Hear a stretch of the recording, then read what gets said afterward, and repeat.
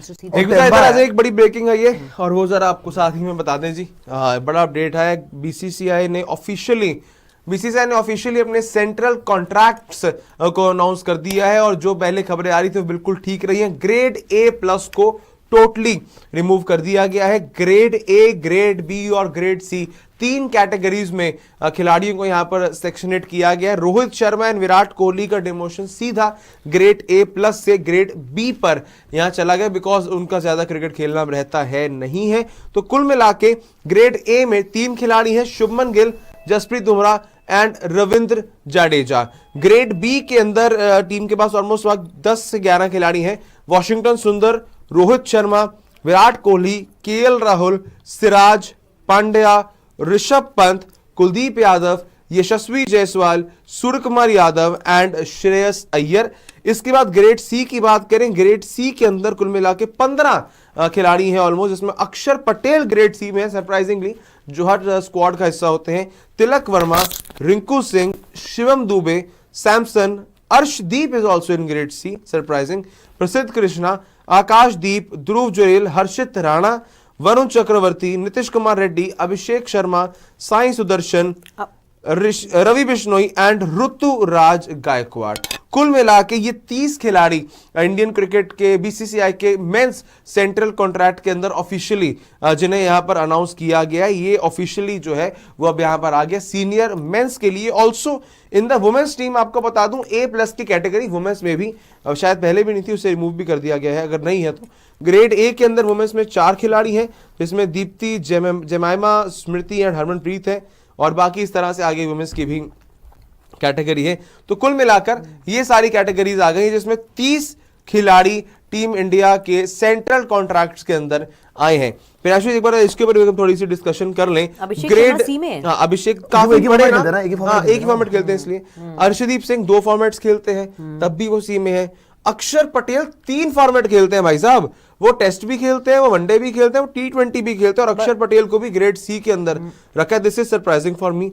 तिलक वर्मा, रिंकू सिंह, मतलब इस बार वो थोड़ी सी कटौती सी दिखी है आपको। नहीं मतलब इसके अंदर एक चीज है लक्षित, क्योंकि ना सारी देखो निगाहें यहाँ पे ना, अगर आप बात करोगे without any doubt Rohit Kohli पे लोग बात करेंगे कि नहीं जी आपने उनका ग्रेड जो है वो डिमोट कर दिया है, आपको उनको कहीं ना कहीं डिमोशन दे दिया है, लेकिन कहीं ना कहीं वैलिड भी है। आप अगर प्रैक्टिकली देखोगे रादर देन इमोशनली जाके, भाई प्रैक्टिकली देखो वनडे कितने होते हैं, वनडे बड़े कम होते हैं, एक ही फॉर्मेट वो लोग खेल रहे हैं, तो यहाँ पे डिमोशन ऑब्वियसली बनता था। वो टेस्ट मैच नहीं खेल रहे हैं, वो T20 नहीं खेल रहे हैं, उनका एक ही फॉर्मेट है वनडे इंटरनेशनल, और उनको फर्क भी नहीं पड़ता, और उनको कोई फर्क भी नहीं पड़ता है। ठीक है यार, कोई बात नहीं, अगर उनको डिमोशन भी हो गया है तो एक अलग बात है। हालांकि पता है लोगों का इस पे ये प्रतिक्रिया होगी कि नहीं यार इतने बड़े प्लेयर है, इतनी इज्जत तो आप दे ही सकते थे, लेकिन स्टिल आई से कि चलो जो बीसीसीआई के हाथ में था उन्होंने कर दिया।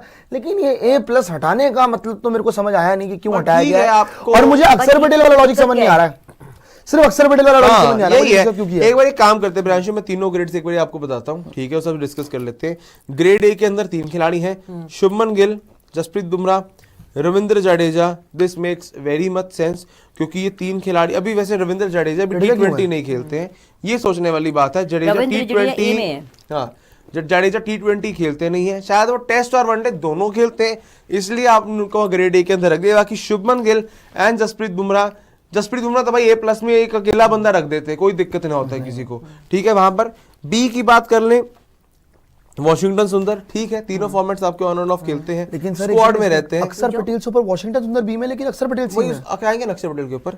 ग्रेड बी के अंदर बाकी उसके अलावा रोहित शर्मा, विराट कोहली, केएल राहुल, ठीक है, बनते हैं। मोहम्मद सिराज, ठीक है, अब तो वो T20 भी खेल रहे हैं, ठीक है। हार्दिक पांड्या 2 फॉर्मेट खेलते हैं, बढ़िया है। ऋषभ पंत 2 फॉर्मेट खेलते हैं, ठीक है।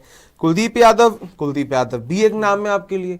कुलदीप यादव प्लेइंग लेवल में ज्यादा नहीं आते, लेकिन स्क्वाड का हिस्सा कुलदीप यादव हमेशा रहते हैं जब आप इंडिया या फिर सब कॉन्टिनेंट्स में खेल रहे हैं।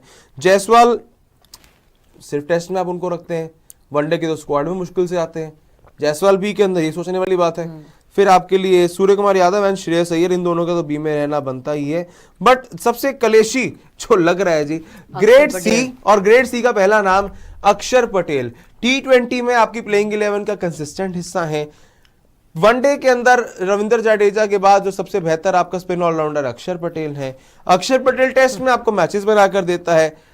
अक्षर Patel deserved grade B at any cost, मतलब उतना उनका बनता है। ये भी नहीं है कि नए खिलाड़ी कि भाई हाल फिलहाल में जुम्मा 3-4 साल से इंटरनेशनल क्रिकेट खेल रहे हैं, 2015 से भाई डेब्यू किया हुआ है, टीम इंडिया की स्क्वाड का कंसिस्टेंट हिस्सा है, एक कप एक्सपीरियंस खिलाड़ियों में आप एक गिनते हैं अक्षर पटेल को, तो अक्षर पटेल का वो ग्रेड बी प्रियांशु बनता था। और एक और लक्ष्य इसके अंदर एक चीज और है कि वॉशी को आपने ग्रेड बी में रखा हुआ है। प्रॉब्लम ये है, मैं ये नहीं कह रहा हूं कि अक्षर पटेल को चलो आपने रखा, तो फिर आप इक्वल बेसिस पे रखो चीजों को। वॉशिंगटन सुंदर से without any doubt and no disrespect to anyone, Washington Sundar से बहुत अच्छा प्लेयर अक्षर पटेल है।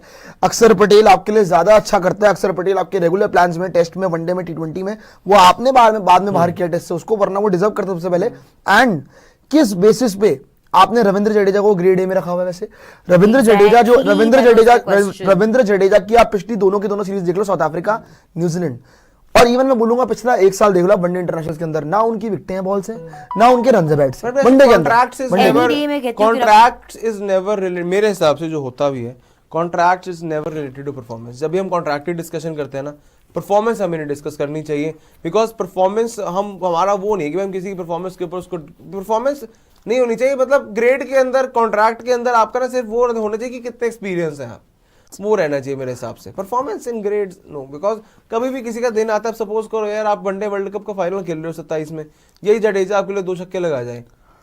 2024 का 23 का आपने आईपीएल देखा था, पूरा सीजन जडेजा बिटा पड़ा था, जडेजा ने फाइनल 2 बॉल में 10 रन चाहिए थे, वहां चौका छक्का लगा दिया था। It's not only about Jadeja, it's about everyone. Grade bone इसमें होना चाहिए। बाकी ग्रेड सी अक्षर है, ऋतु, उसके बाद ऋतुराज को क्यों रखा है किसी ग्रेड में? खिलाते कहीं है नहीं। हर्षित राणा कहाँ है? ग्रेड सी ठीक है, ठीक है, मुझे पूरी नया लिस्ट प्लेयर दिखा है दो। अभी। Just wanna बट see ये इस बार। ऋतुराज का समझ नहीं आया, ना 3 में, ना 13 में, ना स्क्वाड में, ना इंडिया ए में। इंडिया ए में तो चलो कैप्टन नहीं उनको लाते रहते बीच बीच में लोग, इन्होंने जितना पता है मुझे, वो फैंस को खुश रखने के लिए। खैर यहाँ पे ईशान किशन किसमें?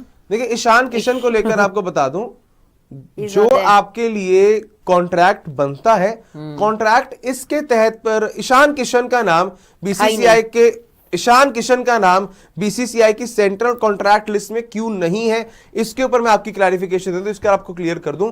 जो कॉन्ट्रैक्ट्स बनाए जाते हैं, contracts are made on the summary and the conclusion of performance, जो प्लेयर्स ने पिछले 1 साल के अंदर किया है, इस बेसिस पर नहीं बनाए जाते कि आने वाले साल में क्या किया। Yes, this contract is until September of upcoming year, लेकिन इसके अंदर ये पॉइंट है, जो बनाया गया है, खिलाड़ियों को किस ग्रेड में रखा गया, ये इस आधार पर है कि उन्होंने पिछले 1 साल में कैसा किया। और ईशान किशन पिछले 1 साल के अंदर टीम इंडिया के इंटरनेशनल साइड का हिस्सा नहीं थे, इसलिए ईशान किशन को अभी बीसीसीआई की सेंट्रल कॉन्ट्रैक्ट लिस्ट में नहीं रखा गया है। लेकिन इसका मतलब ये नहीं कि वो इंटरनेशनल मैचेस नहीं खेल सकते। इस कॉन्ट्रैक्ट के बाहर वाले लोग भी बस इंडियन होने चाहिए हो आप, और खेलने के लिए लीगल होने चाहिए हो। You can play in any format. तो इसलिए ईशान किशन का नाम नहीं है, बिकॉज पिछले 1 साल के अंदर उन्होंने ज्यादा क्रिकेट नहीं खेला है टीम इंडिया के लिए।